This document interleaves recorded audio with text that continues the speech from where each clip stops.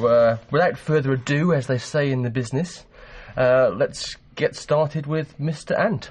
And as I was saying, most people are probably most familiar with him from his And the Ants days, late 70s, early 80s. Make 3 albums, I think, with the Ants.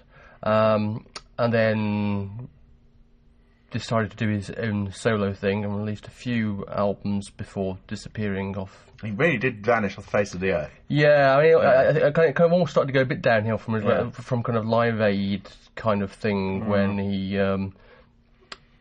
basically played his single. He was told he could only play one song and decided to play Viva la Rock, I seem to remember. George Michael, take note. Yeah. Too late. Exactly.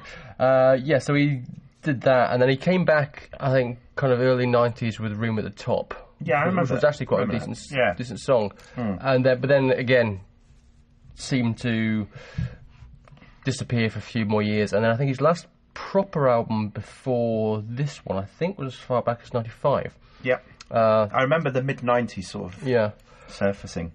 And obviously, the time in between, he's been doing various things, including going slightly barking. Well, partly due to the fact that he does have bipolar disorder and various other things. So he's had his issues, but in the last few years, he seemed to have got back to doing what he wanted to do, and which is playing music. And so we have Adamant is the Blueblack Hussar in Marrying the Gunner's Daughter. Just rolls off the tongue, that one, doesn't it?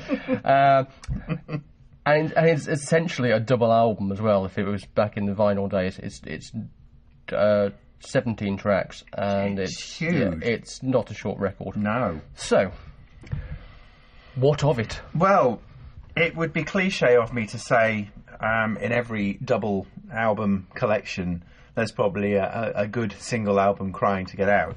So I'm going to say it. The cliche is true in this case. I think there's a lot of superfluous material here, but I it's okay. It's Adamant. It's all right. But there's an all right album in there somewhere, I think, clamouring to get out. Yeah. Yeah. I would agree with that. I'm quite taken aback by the mixture of styles as well, and the mixture of genres. We have the in your mind, in one's mind, you sort of imagine Adamant to sound a particular way. Yeah. There may be one of those tracks somewhere. There's a couple of Graham Coxon tracks on here. There's a couple of Blur tracks. I think I heard a Nine Inch Nails track somewhere as well. New Radicals, I heard hints of New Radicals. Even a bit of 70s kind of Bowie. Yep, bit of Bowie in there as well. So there was every artist imaginable from the last 30, 40 years gets an appearance via Adamant. So if I'm going to pull out the single album, what is it? Well, it really does sag somewhere in the middle. I would say it'd be easy to pick out the things that are just not very good. Not very good. Darling Boy. Darling Boy? I think awful. Hard Men, Tough Blokes is awful. Yeah. Although if you take out the lyrics and vocals, it's a you could almost say it's a typical Adamant. Yeah. And I think it might have been one that was co-written by Marco. Okay. And so it's got a great drum beat and great guitar riff, and then oh my god, the lyrics are awful. I actually found the first 3 tracks, actually varying in style as they did, were actually a good introduction to the album. Yeah, because you've got the fun kind of bluesy thing, Cool Zombie, which starts off, which is derivative of various things, but is quite a decent track. And I say I quite like Stay in the Game. Stay in the Game, I liked. Yeah.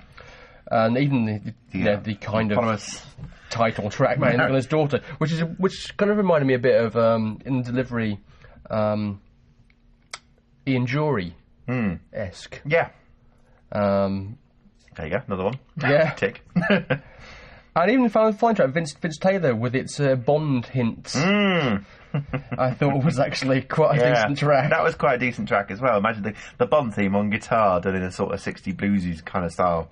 60s blues kind of style. There is some good stuff on there, and maybe it's the first few tracks really do grab your attention, and then I found that I just sort of drifted off as I do, you know. And it was only later in the album where it kind of re-engages, but by then the sort of standard isn't quite as high as it was at the start. Yeah, and I think if you try and listen to an album as well, you should say you've kind of lost interest, really, because it's not a short record. No, it's not. You are holding out for kind of, I suppose Vivian's Tears, I suppose, is where it starts turning back the right way, if you like. Yeah. And yes, it's you are thinking, would I really stick through it to get back to that? No. And yeah, I think this, as an album, I don't think this works. No. Which is obviously fine for this day and age, since most people don't really listen to stuff as albums. No. But with my old school hat on, it fails in that sense. But as you say, there is enough okay stuff on it to, you know, welcome him back, really. Quite, yeah. So he's been on television and radio a lot, as well, the last couple of months, in fact. So obviously he's building a presence, and good luck to him. And I'm sure he's still entertaining live. Well, I'm sure he is. Yeah. So there you go.